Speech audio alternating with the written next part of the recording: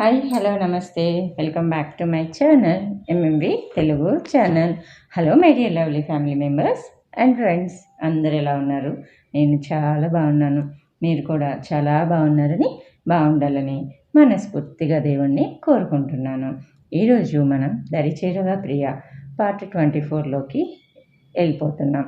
వెళ్ళే ముందు నాదో చిన్న విజ్ఞప్తి. మీరు కనుక నా ఛానల్ని ఫస్ట్ టైం చూస్తున్నారా, చూస్తూ ఇంకా సబ్స్క్రైబ్ చేసుకోలేదా, అయితే ఇప్పుడే సబ్స్క్రైబ్ చేసుకోండి. సబ్స్క్రైబ్ బటన్ రెడ్ కలర్లో ఉంటుంది, దాన్ని క్లిక్ చేస్తే బెల్ ఐకాన్ వస్తుంది. దాన్ని క్లిక్ చేసి ఆల్ అనే ఆప్షన్ని ఎంచుకుంటే ముందు నేను చెప్పే మరిన్ని ఇంట్రెస్ట్కరమైన సిరీస్ అప్డేట్స్ అన్నీ మీకు నోటిఫికేషన్ రూపంలోకి వచ్చేస్తాయి. సోఫియా అండ్ శృతి ఇద్దరు రుద్ర ఆధ్వర్యంలో రెస్టారెంట్కి వెళ్తారు. అక్కడ సోఫియా శృతిని అడిగిద్ది, ఏమిటి నీ బాడీ గార్డ్ మ్యాటరు అని. అందుకు శృతి, నిన్న నైట్ ఇలా జరిగింది, అందుకే విరాట్ నన్ను సెక్యూర్గా చూసుకుంటున్నాడు అంతే అని చెప్పింది. అందుకు సోఫియా పెద్దగా అరిచేసరికి అందరూ వాళ్ళ వైపు చూస్తారు. అందుకు శృతి, సారీ ఫర్ ద డిస్టర్బెన్స్ అని చెప్పి, చిన్నగా మాట్లాడవే అని అంటది. అందుకు సోఫియా, చిన్నగా మాట్లాడాలా ఏంటి అని అంటది. అందుకు శృతి, కాక దండోరా వేసి చెప్పే విషయమా ఇది అని అంటది. కాకపోయినా నేనెంత షాక్ అయ్యానో తెలుసా, సారీ పెద్దగా అరిచినందుకు, కానీ నిన్న నువ్వు నాగ్గా తప్పించుకున్నావు కాబట్టి సరిపోయింది. అది జరిగి ఉండకపోతే ఈ పాటకి నువ్వు ఎలా ఉండేదానివి, అసలు ఉండేదానివా? ముందే నువ్వు చాలా సెన్సిటివ్ అని అంది సోఫియా. సరేలే, ఇప్పుడు బాగున్నాను కదా, డోంట్ వరీ అని అంది శృతి. అంతలో రెస్టారెంట్ లోపలికి మీరా ఆర్యన్తో కలిసి రావడం చూసిద్ది. చూసి, వచ్చేది మీరానే కదా అని అడిగిద్ది సోఫియా. అందుకు శృతి అటు చూసి, అక్కడ ఆర్యన్ మీరా చెయ్యి పట్టుకొని లోనికి వస్తూ ఉంటారు. సోఫియా వైపు తిరిగి ఏదో చెప్పేలోపే సోఫియా స్పీడ్గా మీరా వద్దకు వెళ్ళి, ఏమే బజార్దానా, నీకు సిగ్గుందా లేదా, ఎంతమంది జీవితాలతో ఆడుకుంటావే నువ్వు అంటూ తన మీదకు వెళ్ళి వాయగొట్టేస్తుంది. ఆ దెబ్బకి మీరా కింద పడిపోయి చుట్టూ హెల్ప్ కోసం చూస్తూ భయంగా చూస్తూ ఉంటుంది సోఫియా వైపు. శృతికి అది చాలా ఎంటర్టైనింగ్గా అనిపిస్తుంది. అలానే చూస్తూ ఉండాలి అని కూడా అనిపించింది. ఎందుకంటే నేను చెయ్యలేని పని సోఫియా చేస్తుంది అని. కానీ అంతలోనే శృతికి గుర్తొచ్చింది ఏంటంటే మీరా ప్రెగ్నెంట్ అని. వెంటనే వెళ్ళి సోఫియాని ఆపాలి అని సోఫియా వద్దకు వెళ్ళాలని ముందుకు వెళ్ళబోయేంతలో ఎవరు ఆమెను ఆపినట్టు అవుతుంది.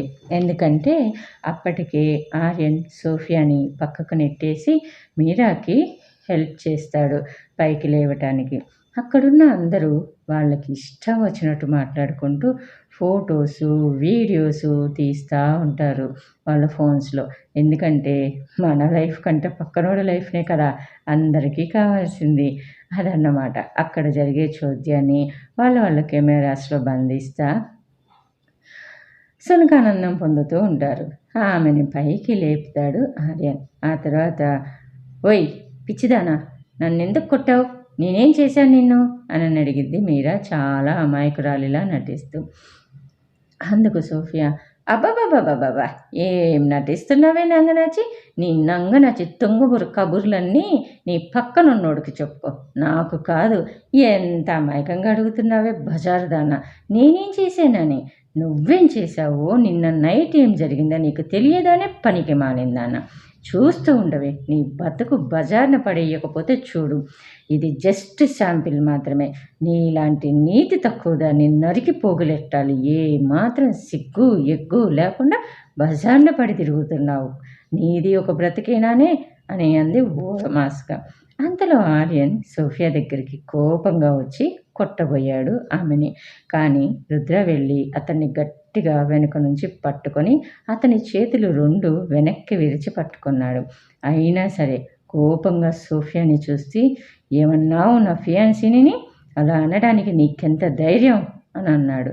అందుకు సోఫియా ఏ మాత్రం బెదరకుండా, నీతి తక్కువదానా, బజారుదానా అన్నాను. ఇంగ్లీష్లో చెప్పాలా, స్లట్ అని అన్నాను. అయితే ఏంటి ఇప్పుడు బజార్ దాన్ని అని అంటాను తప్ప? అందుకు నువ్వు నన్ను పనిష్ చేస్తావా?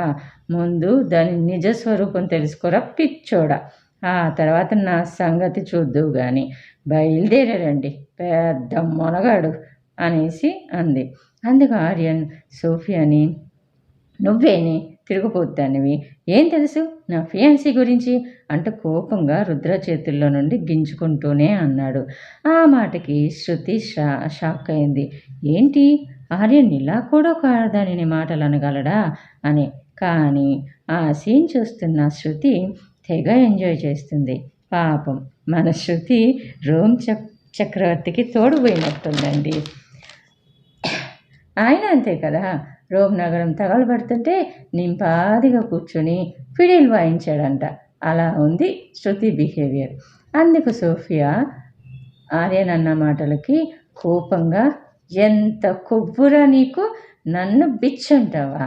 ముందు నీ పక్కనున్నదాన్ని అడుగు, లేదా తెలుసుకో అది ఎలాంటిది. అవునరా, నీ మీద ప్రెగ్నెంట్ అంట కదా, మరేంట్రా దానిలో ఎలాంటి చేంజెస్ లేవు బాడీలో? అది నిజంగా అసలు ప్రెగ్నెంటేనా, లేక నిన్ను అలా చెప్పి మడతెట్టేసిందా అని అంది. ఆ మాటకి శృతి మీరా వైపు డౌట్గా చూసింది. అదే టైంకి మీరా చాలా పానిక్ అవుతూ తన కళ్ళని అటు ఇటు తెగ తిప్పుతూ టెన్షన్ పడటం కూడా గమనించి, ఏంటి ఇది నిజంగా ప్రెగ్నెంట్ కాదా అని ఆలోచిస్తుంది. అంతలో మీరా, బేబీ పద మనం వెళ్ళిపోదాం, ఈమె ఏదో షో చెయ్యాలి అన్నట్టు బిహేవ్ చేస్తుంది అని అంటూ ఆర్యన్ చెయ్యి పట్టుకొని తీసుకెళ్ళబోయింది. అందులో సోఫియా మాట్లాడుతూ, ఎక్కడికమ్మా అప్పుడే జారుకుంటున్నావు, సినిమా ఇప్పుడేగా స్టార్ట్ అయింది, ఇప్పటిదాకా టైటిల్సే పడింది, నువ్వు ఎలాంటి దానివో అందరికీ తెలియనియ్యి, నువ్వు ఏదో అమాయకురాలిలా యాక్ట్ చేస్తూ ఉంటావు కదా. నువ్వెంత అమాయకురాలివి అంటే నీకు నీ బెస్ట్ ఫ్రెండ్ ఫియాన్సీకి లైన్ వేసి నీ దారిలోకి తెచ్చుకోవడానికి కూడా తెలియదు కదా పాప. నీ పక్కనున్న ఈ ఆర్యన్ నీ బెస్ట్ ఫ్రెండ్ ఫియాన్సీనే కదా మొన్నటిదాకా. ఏం చెప్పి వాడిని ముగ్గులోకి దించావే?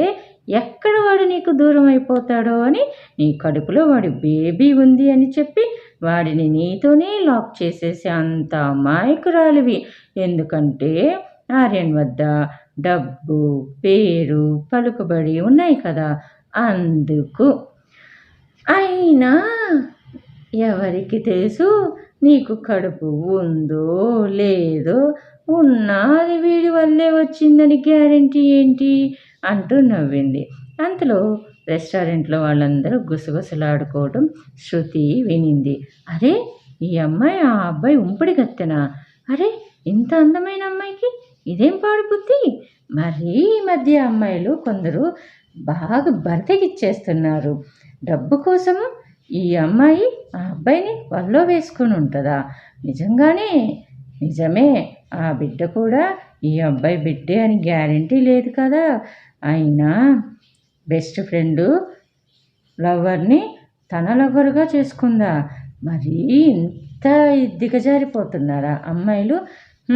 ఇలాంటి వాళ్ళు ఎంతకైనా తెగిస్తారు అని అనుకుంటుంటే ఇంకొంతమంది, అరే, ఈ అమ్మాయి బాగా తెలిసిన మోడల్లా ఉంది, దీనికి ఇదేం పోయే కాలం, అయినా అమ్మాయి చూడ్డానికి ప్రెగ్నెంట్లా లేదే అని ఇలా రకరకాలుగా మాట్లాడుకుంటున్నారు. అంతలో సోఫియా వచ్చి రుద్ర వెనుకున్న వర్షాన్ని చేయి పట్టి లాగుతూ, పదాబోధం వర్ష, నేను మనీ పే చేసేసానులే అని అంది.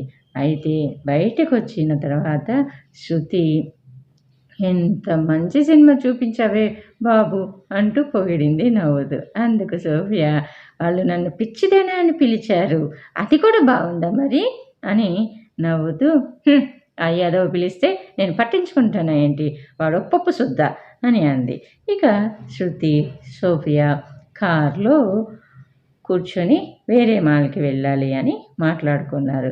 శృతి మాట్లాడుతూ, ఎవరైనా ఈ దెబ్బకి ఎవరింటికి వాళ్ళు వెళ్ళిపోతారు, కానీ మనం చూసావా ఇంకా జాలీగా ఇంకో షాపింగ్ మాల్ వెతుక్కుంటూ పోతున్నాం అని అంది నవ్వుతూ. అందుకు సోఫియా కూడా నవ్వి, నిజం డార్లింగ్, అది నిన్న నీకు చేసిన దానికి నా రక్తం మరిగిపోయింది. మధ్యలో ఆ పపెట్ షో గాడు, అదే ఆ ఆర్యన్ గాడు రాకుంటేనా ఈరోజు దానికి భడిత పూజ చేసేదాన్ని అని అంది. పోనీలే, వదిలేయి, మళ్ళీ అది వేసే దొంగ నాటకాలకి పడిపోయి నిన్నేమైనా చేస్తాడు అని అనిపిస్తుంది. కానీ నేను మాత్రం తెగ ఎంజాయ్ చేశానబ్బా. నేను చేయలేని పని నువ్వు చేసి చూపించావు. I proud of you my baby అని అంది. ఇక ఇక్కడ మీరా ఆర్యన్ తనని వదిలేసి అక్కడి నుండి వెళ్ళిపోవటం చూసింది. అతను చాలా కోపంగా ఆ రెస్టారెంట్లో నుండి బయటికి వెళ్తున్నాడు. వెనుక నుండి మీరా అతన్ని పిలిచింది. కానీ అతను పట్టించుకోకుండా, ఆగకుండా, వెనక్కి కూడా తిరిగి చూడకుండానే వెళ్ళి తన కారులో కూర్చున్నాడు. ఇంకా మీరా కూడా చేసేదేం లేక ఇంకా అక్కడే ఉంటే ఎక్కడ తనని వదిలేసి వెళ్ళిపోతాడో అనేసి అతని వెంట పరుగులాంటి నడకతోటి వెళ్ళి తను కారులో కూర్చుంది. ఆమె అలా కారు ఎక్కగానే సీరియస్గా మీరా వైపు తిరిగి, మీరా నిజం చెప్పు, ఆ అమ్మాయి ఏమంది? నువ్వు విన్నావు కదా, అంటే ఆ మాటలకు అర్థమేంటి? నిజంగా నువ్వు ప్రెగ్నెంట్వి కాదా? ఆమె చెప్పిందే నిజమా? అయితే నువ్వు నన్ను మోసం చేస్తున్నావా అని అడిగాడు కోపంగా. అందుకు మీరా, ఆర్యన్, నువ్వు ఎవరో పిచ్చిది మాట్లాడిన మాటలు నమ్ముతున్నావా, లేక నేను చెప్పే మాటలు నమ్ముతున్నావా? నేను ఎక్కువనా నీకు, తను ఎక్కువనా అంటూ బాధగా ఫేస్ పెట్టి అడిగింది. నేను ఎవరిని నమ్మాను అనేది నీకు తెలియదా? నేను ఆమెనే నమ్మినట్టయితే నిన్ను ఇప్పుడు ఎక్కించుకోకుండా నేనే వెళ్ళిపోయేవాడిని నువ్వు వచ్చేలోపు. అయినా ఆగాను అంటే అర్థమేంటి? నీ మీద నాకు నమ్మకం ఉన్నా కొన్ని డౌట్స్ ఉన్నాయి. అవి నేను ఎప్పుడూ అడిగినా నువ్వు వాటికి పొంతన లేని సమాధానాలే చెప్తున్నావు అని అన్నాడు. మళ్ళీ ఆర్యన్ మాట్లాడుతూ,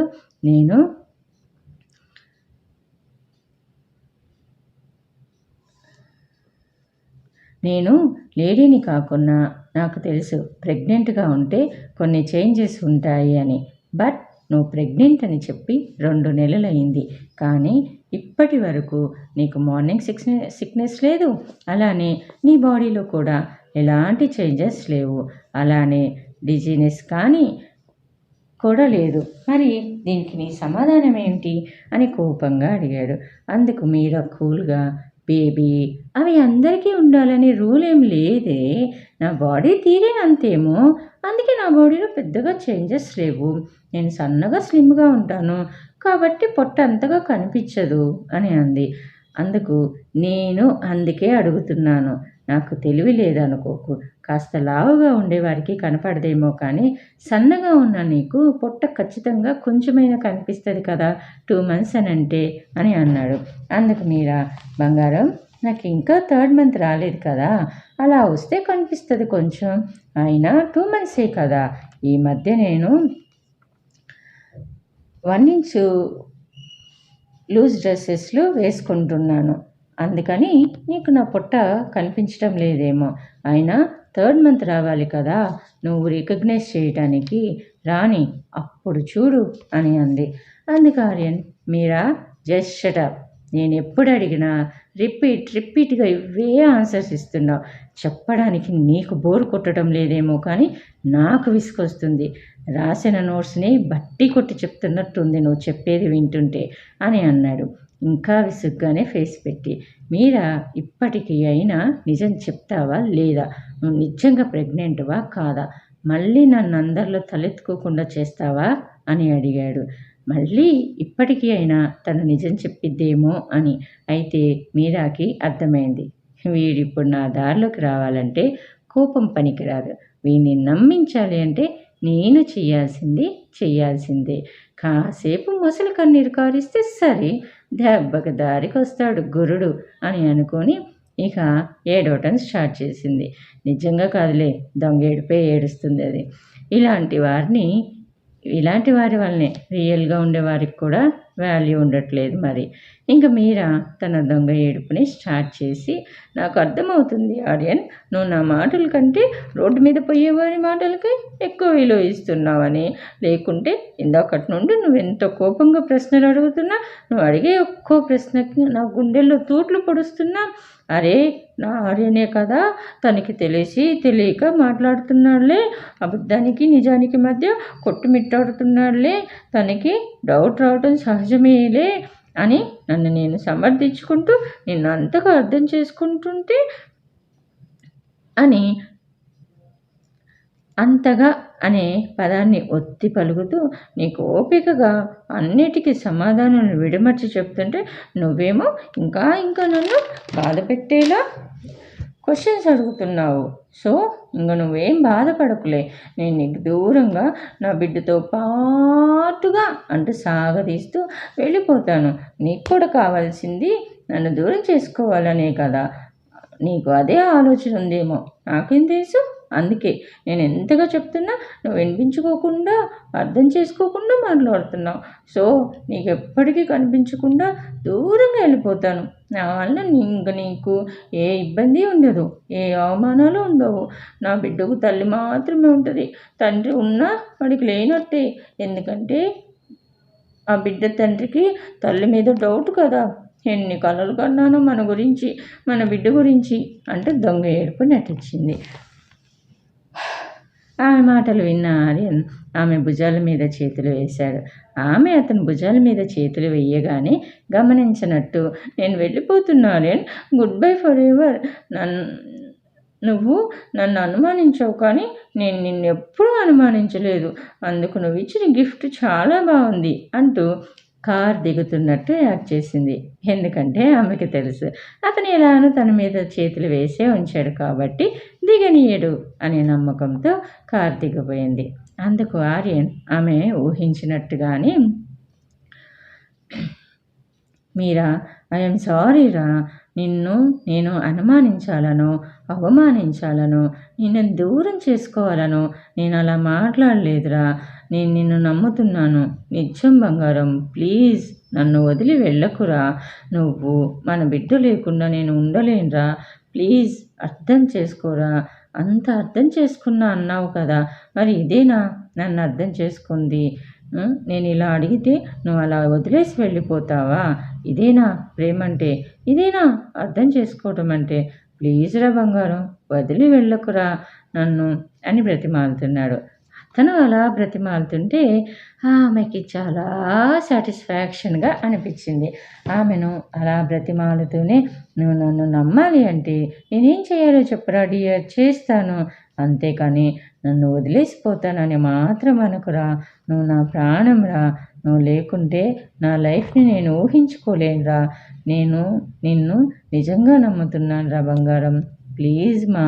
నేనేదో ఆవేశంలో అంతమందిలో సోఫియా అలా అనేటప్పటికీ నాకు బాధగా అనిపించింది. అందుకే గట్టిగా అడిగాను. ఇప్పుడు చెప్పు, నువ్వు నన్ను నమ్మాలి అంటే నేను చేయటానికైనా రెడీరా. చెప్పు, ఏం చేయమంటావో? అప్పుడైనా నేను నిజంగానే నమ్ముతున్నాను అని, ఏదో ఆవేశంలో అలా ప్రవర్తించానని నీకే నమ్మకం కుదురుతుంది. మా బుజ్జి కదూ, చెప్పరా అని తనని తన వైపుకు తిప్పుకొని ఆమె గడ్డం పట్టుకొని బతిమాలుతున్నాడు.